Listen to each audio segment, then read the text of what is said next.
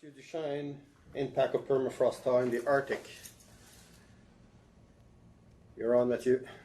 Yes, so Eric knows me as being a man of few words, so I'll try to live up to my reputation. Are you a man of few slides?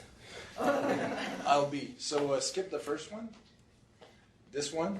Oh, there we go. Okay.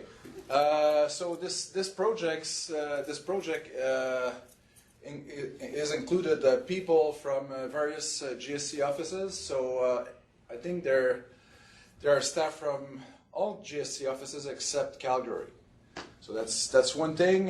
We have a bunch of external collaborators from university, and we also have an international flavor to this project with Americans on board, Germans, and people from Korea, and especially people from Korea. They're putting a lot of money in this project. So 2 million in kind. We're going to be doing 2 offshore cruises, two this summer, actually, off the coast of Northwest Territories and Yukon to document permafrost degradation processes, and we're going to do another smaller cruise along the shoreline of Northwest Territories.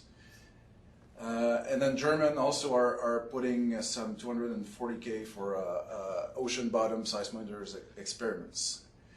Next slide, please. So I'll speak about the abstract over this slide. So if you're any good in maths and you're looking at those two maps, one is the permafrost distribution and state of permafrost on the left for the Arctic area. So actually the permafrost is in different conditions. So you have continuous, discontinuous, sporadic, and no permafrost. And on the right side, this is the map that shows the expected temperature increase by 2090.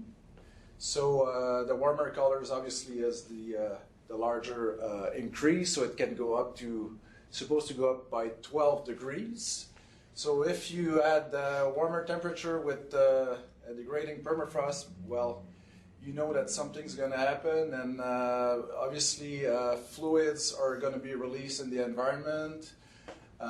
There's in the study area, which is the Beaufort-Mackenzie area, we know that there's gas hydrates there beneath.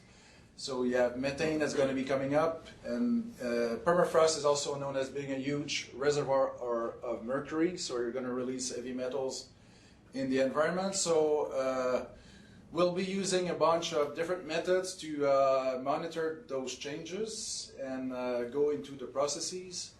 So basically, geophysics is going to be kind of the backbone of this to produce some maps. And in situ measurements are also going to be used, both offshore and onshore. There's going to be obviously hydrogeochemistry is going to be a big part of this study.